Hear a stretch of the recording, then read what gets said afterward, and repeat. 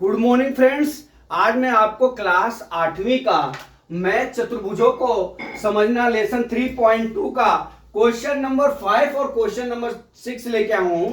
इस एक्सरसाइज की ये लास्ट सवाल हैं, 5वीं और 6ठी सवाल।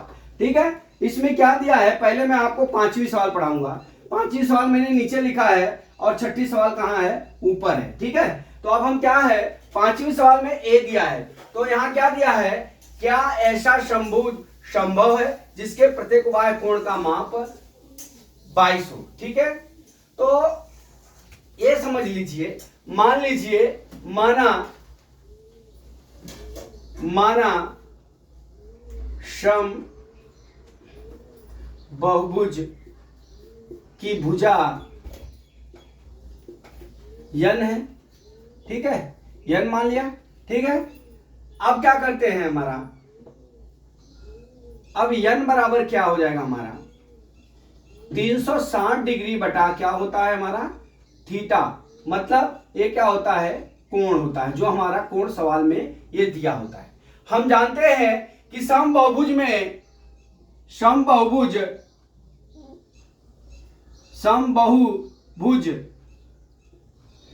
के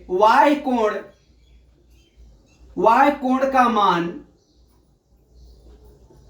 कितना डिग्री होता है, 360 डिग्री होता है। कितना होता है, समबहुभुज के y कोण का मान कितना होता है, 360 डिग्री। इसलिए हमारा जब भी भुजा निकालना हो तो n बराबर 360 बटा क्या करते हैं, थीटा करते हैं। ठीक है, तो अब हमारा n का मान हमने कुछ नहीं लिखा है, थीटा का मान कितना दिया है, 22 डिग्री दिया है, तो हम 22 डिग्री का हम इसमें भाग कर लेंगे। ठीक है, अब 2 11 हम 2 22 और 2 18 हम 36। ठीक है, अब इसको काट लीजिए, 11 11 11। ठीक है, 11 7, तो 11 छका 66 ऐसा हो गया। अब ये क्या हो गया, आप देख लीजिए, यहां पे भाग करके आपको बता देता हूं साइड पे। 180 डिवाइड बाय कितना हो गया, 11 कर लिए। 11 11 11, 7 18 0, 11 छका 66, 66 4 70 हो गया, दशमलव बढ़ाए, फिर 0 बढ़ाए, 11 3 33। अभी आप ऐसा समझ लीजिए, 16 सही, ऐसा लिख लेता हूं, 16 सही 40 बटा कितना हो गया, हमारा 11 हो गया। अब यहां पे आप देख लीजिए, जो हमारा n का मान क्या है, पूर्णांक नहीं है। क्या है, यहां पे नोटिंग लिखेंगे, चूंकि n का मान पूर्णांक नहीं है। क्या नहीं है, पूर्णांक नहीं है, इसलिए समबहुभुज संभव नहीं है। समबहुभुज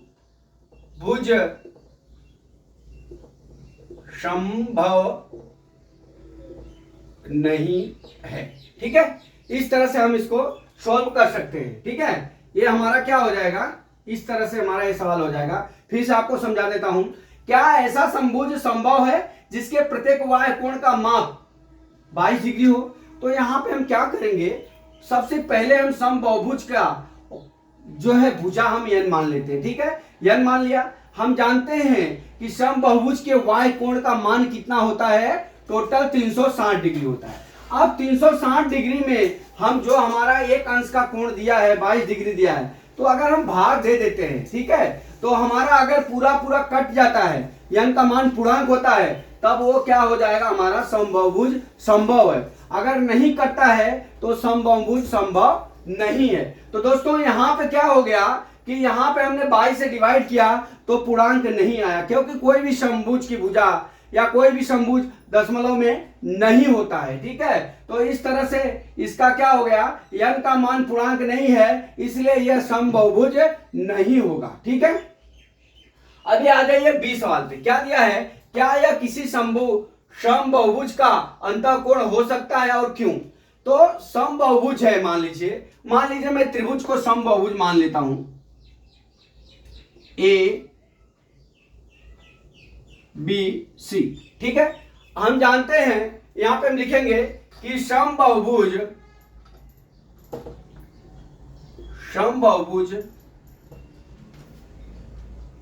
त्रिभुज के तीनों अंत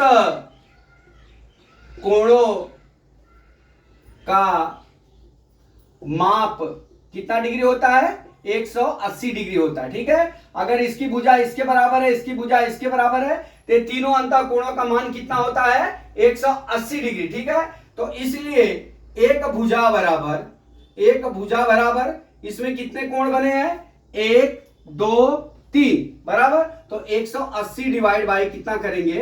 3 3 छक 18, कितना हो गया हमारा? 60 डिग्री आ गया। अब ये तीनों 60 डिग्री हो जाएंगे। ठीक है, हो गया। अंतःकोण क्या है? किसी समभुज का अंतःकोण हो सकता है? तो हाँ, हो सकता है। कितना हो जाएगा? 60 डिग्री। ठीक, बस इसमें इतना ही लिखना है और कुछ नहीं लिखना है आपको। अभी आप चलते हैं छठी सवाल पे। छठी सवाल क्या है? किसी समभुज में कम से कम कितने अंश का अंतःकोण संभव है? तो यहां पे भी आपको संभव करना है। तो सबसे पहले एक त्रिभुज बना लेंगे। मान लिया एक समभुज क्या है? त्रिभुज है। यहां पे मान लिया, यहां पे लिख लीजिए, मान लिया समभुज क्या है? त्रिभुज है। ठीक है, ऐसा लिखते हैं कि त्रिभुज है। अभी मान लीजिए त्रिभुज ए बी और सी त्रिभुज है। ठीक है, इसकी तीनों भुजाएं ये तीनों भुजाएं बराबर होंगी। तो हम जानते हैं कि समबाहुभुज के त्रिभुज के अंतःकोण का मान 180 डिग्री होता है। यहां लिख देंगे समबाहुभुज के अंतःकोण का माप कितना होता है? 180 डिग्री होता है। ठीक है, अब हमारा एक कोण का मान कितना हो जाएगा? अब यहां पे एक कोण का मान बराबर कितना हो जाएगा? 180 डिवाइड बाई 3 हो जाएगा। क्यों? यहां पे 3 कोण बन रहे हैं, इसलिए डिवाइड बाई 3 हो जाएगा।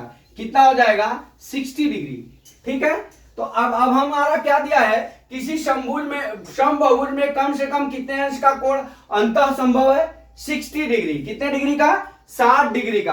अंतःकोण का माप कितना हो जाएगा हमारा? यहाँ 60 डिग्री। कितना हो जाएगा हमारा? 60 डिग्री। ठीक है, अब आ जाइए, यहां पे क्या दिया है? किसी समबाहुभुज में अधिक से अधिक कितने अंश का y कोण संभव है? तो मान लेते हैं,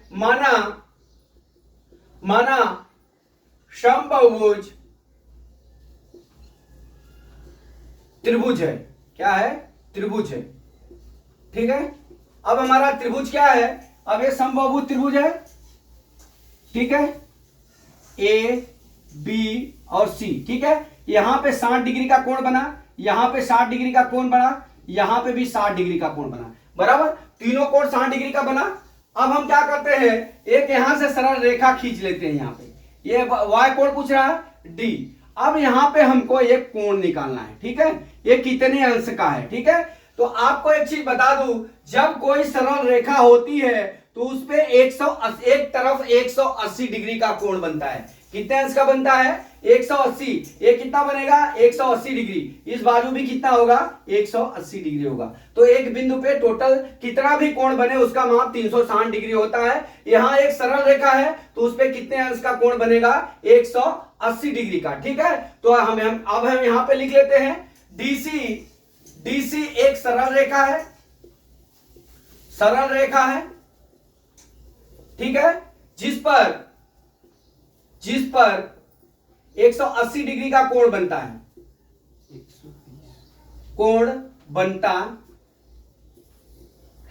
ठीक है, अब आप देख लीजिए, ये जो भाग है, ये मैं आपको यहां समझा देता हूं, जगह का थोड़ा कमी है। ये मान लीजिए ये सरल रेखा। ठीक है, अब इसमें से एक कोण, थोड़ा सा कोण कितना है? 60 डिग्री है। अब ये कितना है? ये टोटल कितना है? 180 डिग्री है। तो अब हम क्या करेंगे?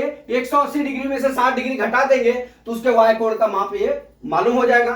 तो अब लिखते हैं अधिक से अधिक y कोण का मान, अधिक से अधिक y कोण